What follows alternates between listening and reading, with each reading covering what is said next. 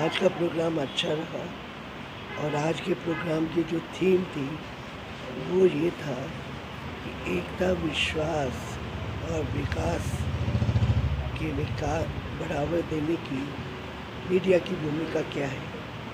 तो मैंने देखा सबने बहुत अच्छा बोला, अच्छी विचारधारा थी।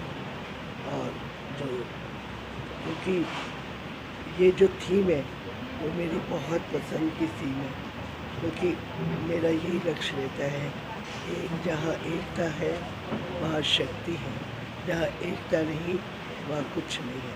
संगठन में बहुत बड़ी शक्ति होती है, परंतु एकता हमारे अंदर तभी आ सकती है जब हम क्या करेंगे, हमारे अंदर विश्वास होगा।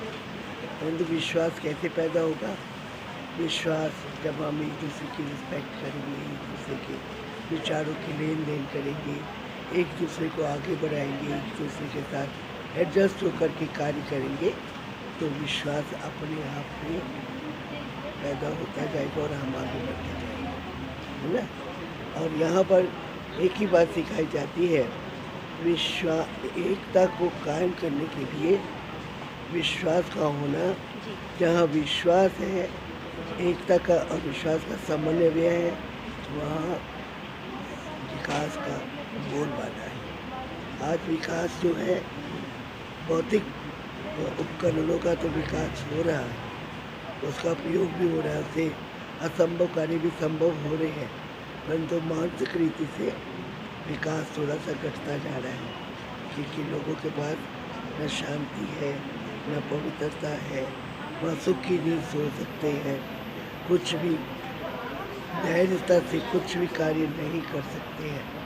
तो यहाँ पर इसी बात का विशेष प्रयास किया जाता है कि अपनी आध्यात्मिक शक्ति को जागरण करें, क्योंकि आध्यात्मिक शक्ति हमारा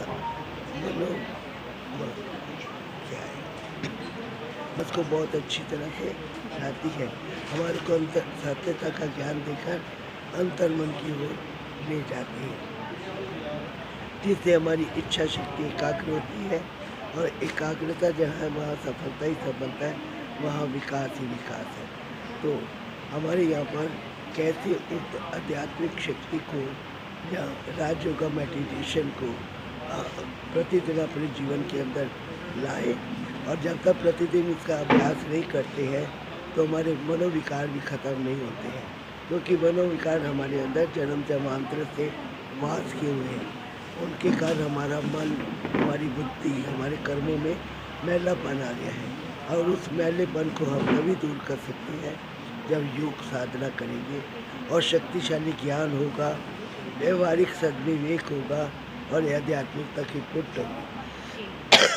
जब तक ये नहीं है तब तक हम विकास का कार्य चाहे कितना कहते रहे, डाउनफॉल ही होता जाएगा, हम ऊपर नहीं चढ़ सकते, सूरज के समान चमक नहीं सकती। जैसे सूरज चमकता है तो अंधेरे को दूर कर देता है, इसी प्रकार जब हमारे अंदर उस ज्ञान सूरज की किरण आ जाएगी और हमारा मनस्थिति उज्ज्वल हो जाएगी, सशक्त हो जाएगी, तो हम भी संसार के अंदर जो कार्य करना चाहेंगे तो कर सकते हैं। ओम शांति। दीदी, आज के दौर में परिवार में सदस्यता में विलंबित होते जा रहे हैं, परिवार के जितने भी सदस्य हैं। ब्रह्मा कुमारी जो है परिवार को एकजुट करने में कैसे परिपूर्ण करती है? उनको आपस में मेल मिलाप कराती है, उनके आपस में जो दूरियां हैं, वैर वैमनस्य की भावनाएं हैं, उनको ख़त्म कराती है और उनको अपने मन को शुद्ध करना सिखाती है, क्योंकि अशुद्धि या दूरियां तब आती है जब एक दूसरे के प्रति गलत विचार हमारे मन के अंदर आ जाते हैं, फिर वैर विरोध की भावनाएं भी बढ़ जाती हैं। तो उन सब को ख़त्म करने के लिए सद्भावना, शुभ भावना, शुभ कामना की देन को हम सिखाते हैं, क्योंकि जब तक जीवन में शुभ भावना और शुभ कामना नहीं है, सदाचार और सद्व्यवहार नहीं है, और एक दूसरे के प्रति हम एक दूसरे को अपने से आगे नहीं रखते हैं, तो हमें जो सत्कार मिलना चाहिए या हमारे विचारों में जो मिलन होनी चाहिए।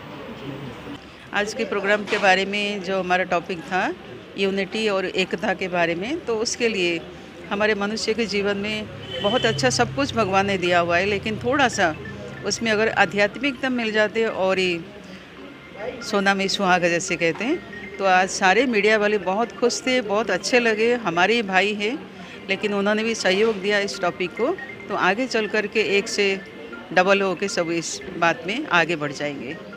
तो मीडिया वालों के साथ हम मिलते तो बहुत अच्छा लगता है, अपनापन एक फील होता है। तो जो आज टॉपिक था उसको संपन्न करेंगे सभी मिल कर के।